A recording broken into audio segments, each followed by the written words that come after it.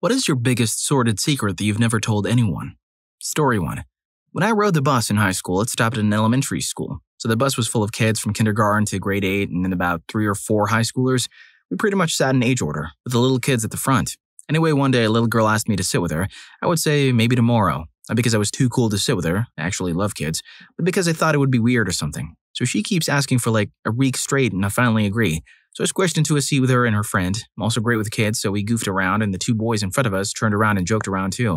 At my stop, as I got off, the one little boy held his arms out like he was asking for a hug. Since we had a fun time, that's what I thought. Instead, he grabbed my chest and said, "Honk honk." The bus driver kind of stared at me in shock and I at her, but because I was holding up the line to get off the bus, I kind of hurried off. I ended up getting called to the principals and they told me they basically gave the kid a couple days bus suspension, and when he came back, he apologized. When he came back, the little girl asked me to sit with her again and I agreed. Her friends told me the little boy who grabbed my chest had kissed her once, on the lips, and she was all giggly like it was a super gross thing, and I kind of laughed and didn't think much of it, because kids see their parents kissing and recreate that or whatever.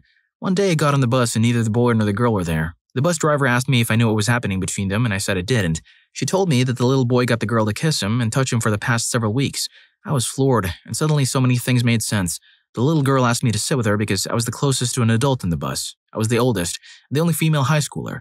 It explained why she was all awkward and kind of quiet when her friend said the boy kissed her, and why she didn't want to interact with him as much, and why she begged me to sit with her every day until I did. I'm not sure how much of an investigation went on, but I know the girl, I'll never forget her, never went on the bus again. The boy was gone for about a week. He lived with his grandpa. I don't know if he was having problems with his parents and that's why he lived with his grandpa, or if his grandpa had anything to do with his behavior, or somebody else did or what. But I felt really bad for him as well, because I could tell he didn't understand what he was doing and was confused.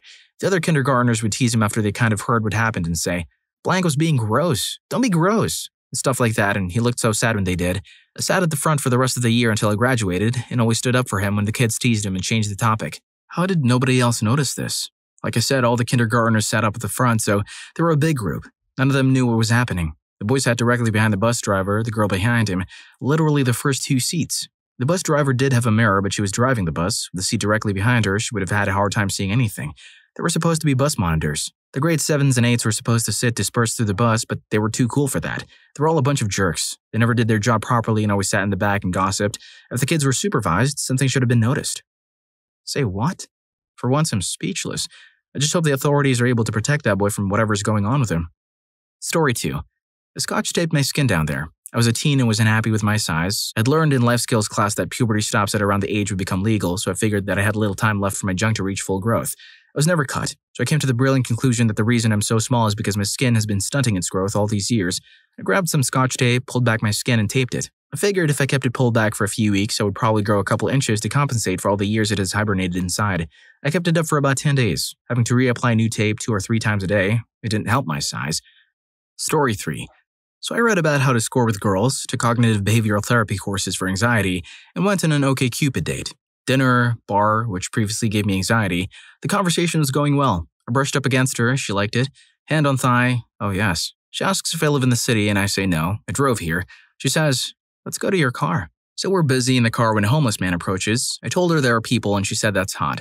I turned around but she said no and we resumed. That is how I did it in public while a homeless guy had fun on his own. For context, I was a mess at the time in my life. $50,000 in IRS debt, boring engineer, and full of anxiety. Then a girlfriend I was crazy about left me for some guy who had more money and sang. I was depressed, thinking I was unattractive, worthless, and boring. CBT taught me to get out of my head so I could live life. I got the debt paid off. I also started singing then, and I'm now good enough to perform in front of audiences, but I sing for me mostly. My new girlfriend, who really loves my voice, my opera instructor wants me to sing bass in theater. The girlfriend asked me recently what I thought a romantic night was that didn't involve homeless men. I'm a big believer in cognitive behavioral therapy. I wanted to be like the others in the class and tell them about how I conquered my social anxiety, but it wasn't appropriate. Others had stories about work, relatives, and neighbors. My story involved getting risque in a car in public, and that ex recently apologized for breaking up with me. It took 5 years. Story 4. When I was a young girl, I remember being super frisky and very cautious. I had an equally curious girl best friend. We would teach each other things. We didn't even realize how deeply into it we were until I got way older and really thought about it. It's also crazy since we would just casually be doing this on the couch in my living room while my parents were upstairs. I think we just knew it felt good and didn't know it wasn't normal to be doing that to each other. Now we know what some girls do on sleepovers. Story 5. I was at a female friend's house when I was a teen. We were just friends, not even particularly close. Anyway, I popped into her bathroom to take a whiz before rolling out, and I saw a pair of her lingerie in the hamper. Being a certified a-hole, I snatched them up and gave them the biggest sniff imaginable. I instantly regretted it. That thing was smelly, y'all. Like, I've been wearing these and sweating into them for 5 showerless days. I got what I deserved. Story 6. Setting. 7th grade, hormonal fever. Last day of school before summer. We sat in art elective class waiting for the bell. There were 10-ish people in the class. We had a final project already. We did nothing for 2 hours. Our teacher fell asleep at the computer. A bunch of kids left, some to go to the vending machines, some to smoke grass in the bathroom. It was just me and this girl in the grade above me. She was always flirty, but I figured it was her personality. She unzipped her hoodie and I saw that was all she wore for a top that day. She winked at me and started me. I got all excited. She laughed, which woke my teacher up. It was another half an hour before the bell rang. Story 7. It was right before Christmas break, so most of the student body was skipping class anyway.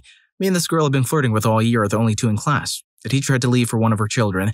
She almost literally ran out the door, leaving us alone in the locked room. So we turned out the lights and we got into it. Then I left for the break. I came back the next year to see that they had waxed the floors, and by waxing the floors, I mean they just put wax on top of dirty floors. I still have a stain on my high school floor, 6 years later. This dude may not have been popular in school, but he still managed to leave a mark there. Story 8. I used to hire a model 10 years ago. We became really good friends and stayed friends to this day.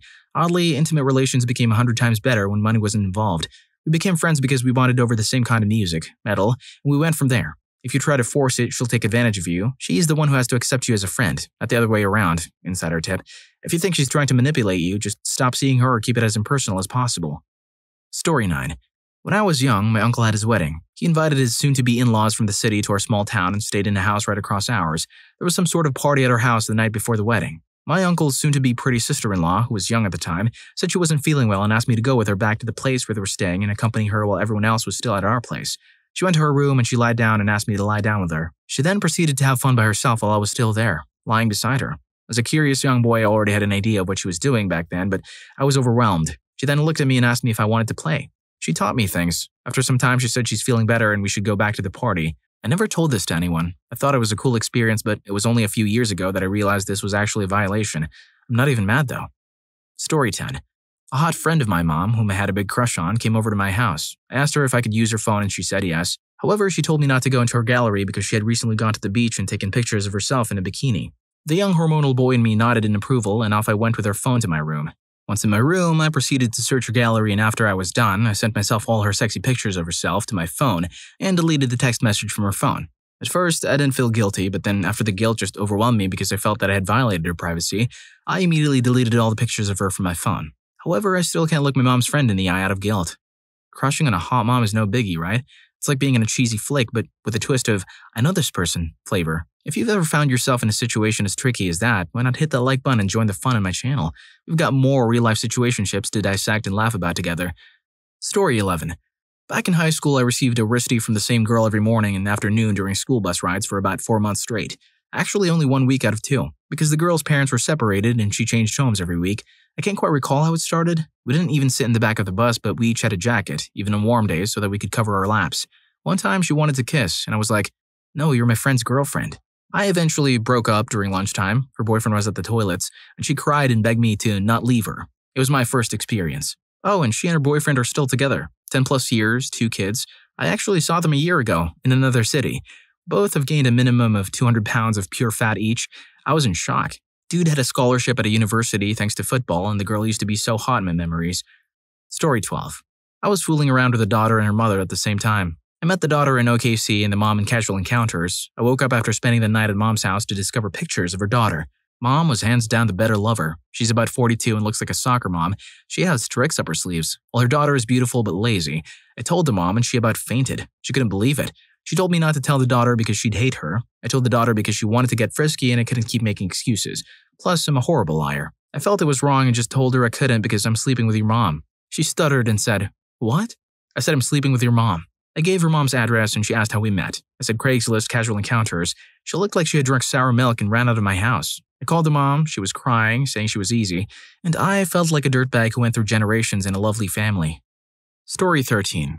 My dad had an insanely hot secretary who was a former regional beauty queen. She was also wicked smart, and my dad, also being wicked smart, developed an intense emotional affair with her. Back then, our family shared a single PC and I knew my dad's email password, same as another shared account we used. I used to read their long emails for hours every day during the summer. They emailed a lot, especially after she got transferred within his company. Later on, they started getting physical and she would send him amazing-looking private photos, even after she got married. I used to have so much fun in my own time with these photos. It felt wrong, dirty, and for me, very voyeuristic. I don't know if my mom ever knew, but she must have, I think. Story 14.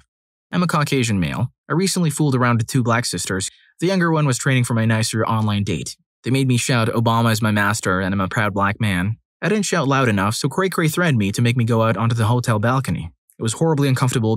I think people heard us and were weirded out. I'm going to try to get together with the sane one, but fortunately the younger one won't be there. She was a bit crazy. This account will never be used again. Story 15. My significant other had to take me to the emergency room in the middle of the night last year for a dislocated shoulder. The reason we told the emergency room staff, he scared me and when I reacted, my shoulder just kind of popped out. The real reason. We were trying to do it from the backside for the first time. This is my first time, not his. I was terrified of the situation, so I essentially told him to just get it over with.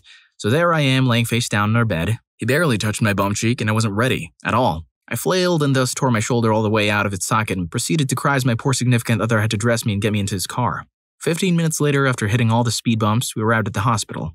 They made sure to ask if the injury was DV-related, and as the first triage nurse left my room, she complimented my perfume, which smelled like cherries and vanilla. It wasn't the perfume, and sitting for an x-ray with oil covering a large part of the bottom half of your body isn't comfortable. Story 16. My ex-girlfriend had a friend who made videos of her, the friend, not my ex, in lingerie, dancing and bouncing on giant balloons until they popped. Apparently that's an intimate fixation. She said it was the combination of the anticipation, the noise, and the sensation down there. The night my ex-girlfriend found out about her friend's hobby, she showed me a few of the videos, looking all confused and asking me how the hell any guy or girl would find it appealing. I agreed that I had no idea. It seemed a little weird to me. And then I went home and got up to all of them. Story 17. I once played the mother and son game with a girl when I was a really young kid. This was before I knew there was a thing called walking the dog. I was at her place and we'd locked ourselves in her bedroom. I'd ask her to feed me, kiss me, etc. We were basically making out without even knowing it. I remember asking her to make her sad, crying son happy, to which she obliged.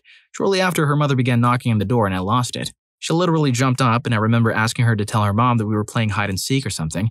Of course, once her mom asked what we were doing, she told her we were playing mother and son. My heart sank and I thought it was dead meat. Her mom's reaction was, "Aw, isn't that sweet?" "Oh, I see what this dude did right there, you cunning little kid." Story 18.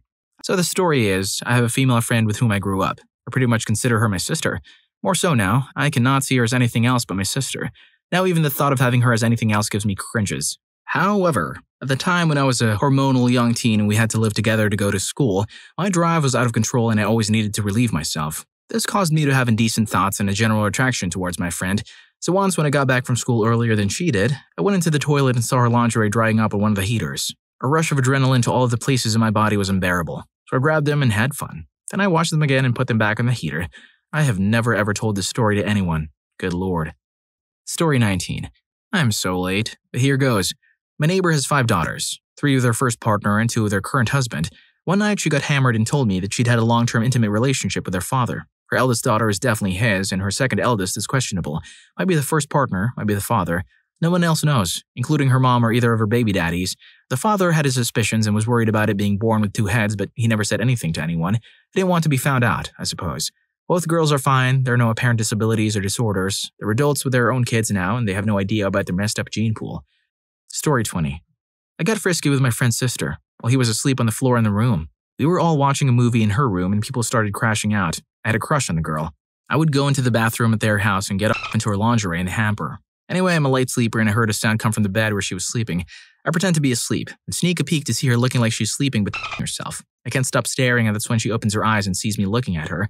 We locked eyes and she motioned for me to get in bed. We did the dirty and then I went back to the floor. I didn't say anything the rest of the weekend I was there. We did it a couple more times when I'd stay over, but that was all it ever was. She graduated high school and moved away. I hope you enjoyed the video, and if you made it this far, I'm sure you'll also enjoy. What secret are you taking to the grave? Story 4 is a juicy secret. See you in that video.